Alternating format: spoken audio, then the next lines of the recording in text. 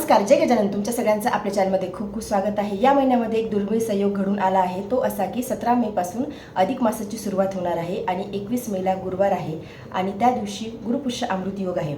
ज्या दिवशी पुष्य नक्षत्र हे गुरुवारी येते त्या दिवशी गुरुपुष्य अमृत योग हा तयार होतो आणि आपल्या ज्या काही जीवनातल्या अडचणी आहेत, म्हणजे तुमच्या कुठलीही इच्छा असो ती पूर्ण होण्यासाठी, म्हणजे कुणाचे लग्न जमत नसेल, घर होत नसेल, कुणाला नोकरी लागत नसेल, कुणाचे मुलं ऐकत नसतील, वेगवेगळ्या तुमच्या ज्या काही प्रापंचिक अडचणी आहेत त्या दूर होण्यासाठी, कुणाला काही आजार असेल तो दूर होण्यासाठी गुरुपुष्य अमृत योगावरती श्री गजानन विजय ग्रंथाचं पारायण हे केलं जाते. श्री गजानन विजय ग्रंथामध्ये सांगितलेच आहे की गुरुपुष्य अमृत योगावरी जो याचे पारायण करी राहून या सुचिरभूत, त्याच्या अवघ्या मनोकामना खचित होतील पूर्ण जाणा, कसल्याही असत यातना त्याच्या त्या निरसतील.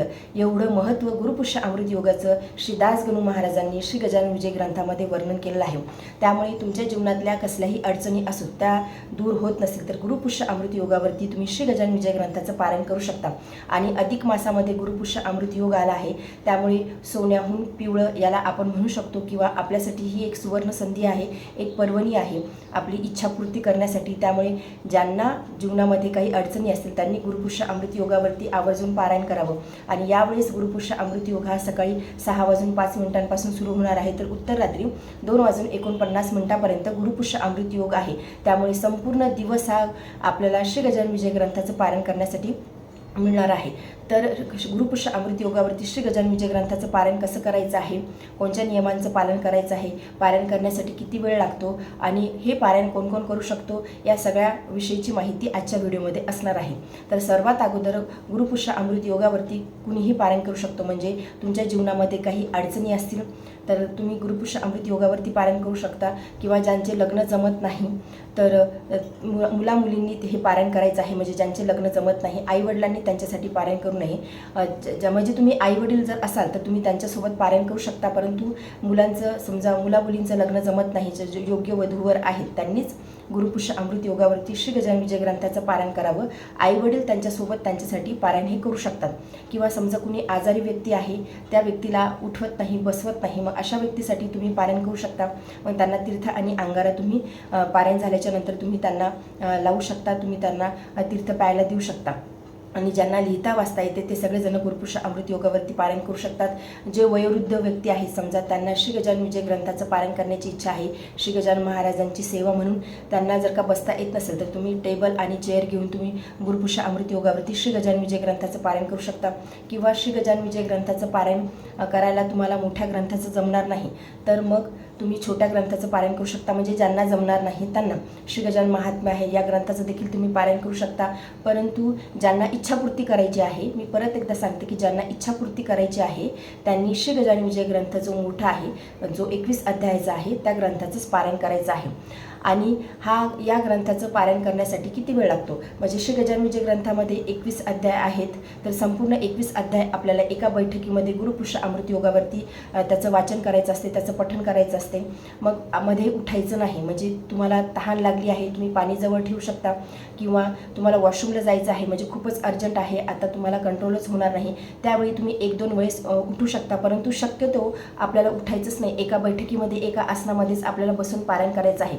श्री गजानन विजय ग्रंथामध्ये 21 अध्याय आहेत, तर 21 अध्याय वाचण्यासाठी आपल्याला 6 ते 7 तास लागतात. म्हणजे ज्यांना रोजची सवय आहे, जे नित्यसेवेमध्ये श्री गजानन विजय ग्रंथाचं पारायण करतात, तर मग तुम्ही म्हणजे ज्यांना सवय आहे ते सवयीचं आहे, त्याला वेळ लागणार नाही, कारण की रोजचे अध्याय माहिती आहेत आणि ते शब्द आपल्याला ओळखीचे आहेत. त्यामुळे एक 5-6 तास तुम्ही पकडून चला, 5-6 तासामध्ये होते. परंतु जे नवीन आहेत, ज्यांना कधी सवय नाही, मग त्यांना एक 6 ते 7 मॅक्झिमम 7 तास लागू शकतात. 7 तास तुम्ही पकडून चालायचं आहे.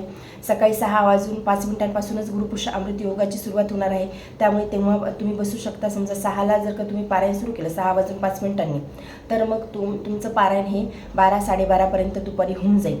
आणि समजा तुम्हाला दुपारच्या वेळी करायचं आहे, समजा आता घरातले सगळे कामं आवरले आहेत, त्यानंतर समजा घरातल्या स्त्री आहेत त्यांना पारायण करायचं असेल तर तुम्ही 12-1 वाजेपासून चालू करून द्या. रात्री म्हणजे 2:50 उत्तर रात्रीपर्यंत मुहूर्त आहे, तर मग तुम्ही 1-2 वाजता जरी चालू केलं तर एक 6-7 वाजेपर्यंत संध्याकाळच्या वेळेपर्यंत तुमचं पारायण होऊन जाईल. परंतु एवढंच एक नियमाचं आपल्याला पालन करायचं आहे की मध्ये उठायचं नाही. पाणी वगैरे तुम्ही बाजूला ठेवा.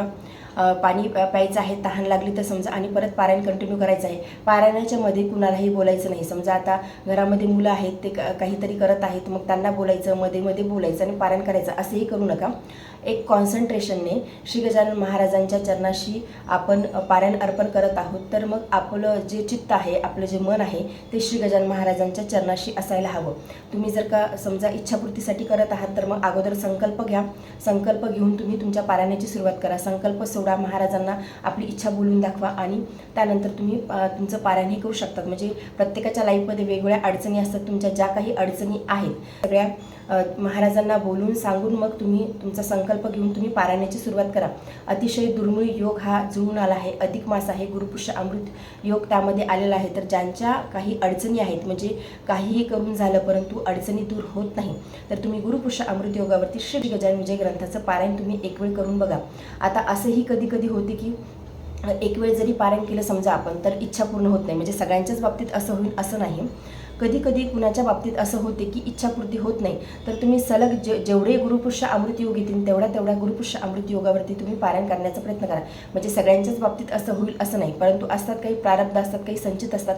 मग कधी कधी अनुभव येत नाही एका वेळी केलं तर मग तुम्ही कंटिन्यू जे काही गुरुपुष्य अमृत योग येतील पुढचे, तेवढं तुम्ही गुरुपुष्य अमृत योगावरती श्री गजानन विजय ग्रंथाचं पारायण करण्याचा प्रयत्न करा. श्री गजानन विजय ग्रंथ असा आहे की श्री गजानन विजय ग्रंथ हे साक्षात श्री गजानन महाराज आहेत.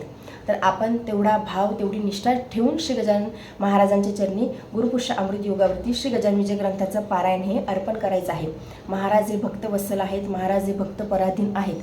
महाराजांची जो भक्ती करतो, एकनिष्ठतेने करतो, शरणागत होऊन महाराजांची भक्ती करतो, जो महाराजांच्या चरणाशी शरणागत होतो, एकही असा भक्त सापडणार नाही की श्री गजानन महाराजांनी त्याला काही अनुभव दिले नाही किंवा अनुभूती दिली नाही. महाराज हे प्रत्येक भक्ताची इच्छा पूर्ण करतात.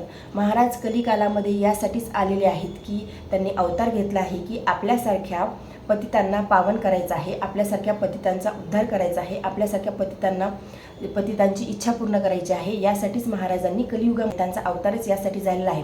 त्यामुळे तुम्ही जी काही तुम्ही इच्छा बोलाल त्यामध्ये तुमचे समर्पित भक्ती हवी आहे, तुमचं समर्पण महाराजांच्या चरणाशी हवं आहे. महाराजांवरती संपूर्ण विश्वास ठेवूनच तुम्ही श्री गजानन विजय ग्रंथाचं पारायण करा. म्हणजे तुम्हाला जेव्हा तुम्ही पारायण करायला बसाल सकाळी, तुम्ही जेव्हा महाराजांना तुमची इच्छा बोलून दाखवाल आणि महाराजांना सांगाल की मी पारायण माझं पूर्ण करत आहे, तेव्हा महाराजांकडे एक प्रार्थना नक्की करा की निर्विघ्नपणे तुम्ही माझ्याकडून पारायण पूर्ण करून घ्या.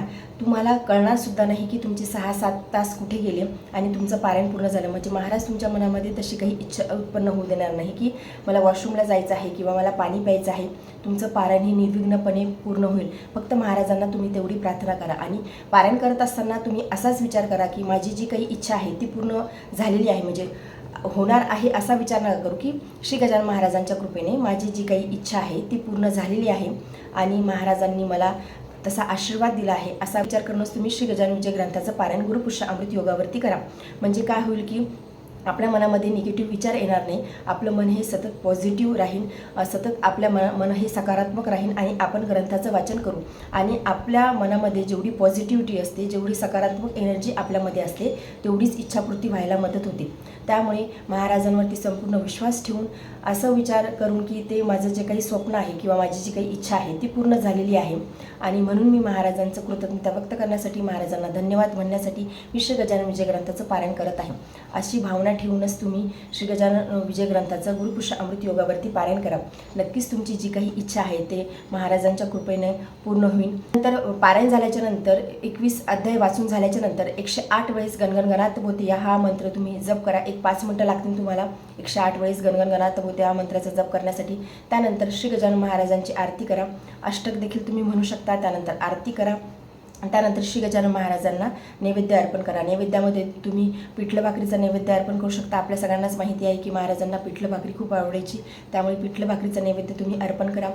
तुम्हाला म्हणजे परत त्यामध्ये एखादा गोड पदार्थ, समजा खीर आहे किंवा गुलाबजाम आहेत किंवा अजून दुसरं काही आहे, जिलेबी आहे, तुम्ही एखादा गोड पदार्थ महाराजांच्या चरणाशी अर्पण करू शकता. महाराजांना नैवेद्यामध्ये अर्पण करू शकता. शिरा तुम्ही नैवेद्यामध्ये अर्पण करू शकता किंवा वरण भात भाजी पोळीचा नैवेद्य तुम्ही दाखवू शकता. परंतु आवर्जून पिठलं भाकरीचा नैवेद्य श्री गजानन महाराजांना दाखवावा. नियमांचं म्हणाल तर एकच नियम लक्षात ठेवायचा आहे. श्री गजानन विजय ग्रंथामध्ये देखील सांगितलं आहे की एका बैठकीमध्ये एका आसनावरतीच आपल्याला संपूर्ण 21 अध्यायाचं वाचन करायचं आहे. त्यामुळे शक्यतो उठण्याचा प्रयत्न करू नका. उठायचं कामच पडलं समजा वॉशरूमला वगैरे तर 1 किंवा 2 वेळेस तुम्ही उठू शकता, परंतु शक्यतो तशी म्हणजे उठण्याचा प्रयत्न करू नका. महाराजांना तशी प्रार्थना करूनच तुम्ही बसा, म्हणजे तुम्हाला महाराज आशीर्वाद देतील आणि निर्विघ्नपणे तुमचं पारायण हे पूर्ण होईल. पद्धतीने तुम्ही गुरुपुष्य अमृत योगावरती श्री गजानन विजय ग्रंथाचं पारायण करू शकता आणि आवर्जून करा, कारण की अधिक महिना आहे. तुमची कसलेही यातना असो, कसलेही दुःख असो, श्री गजानन महाराजांच्या कृपेने ते नक्कीच दूर होणार आहेत. महाराजांचा आशीर्वाद सगळ्यांवरती राहो ही श्री गजानन महाराजांच्या चरणी प्रार्थना. श्री गजानन महाराजांच्या कृपेने सगळ्यांच्या इच्छा पूर्ण होत ही श्री गजानन महाराजांच्या चरणी प्रार्थना. तर आजच्या व्हिडिओमध्ये एवढंच. व्हिडिओ जर तुम्हाला आवडला असेल तर व्हिडिओ लाईक करा, चॅनलवरती नवीन असेल तर चॅनलला सबस्क्राईब करा. जय गजानन. धन्यवाद.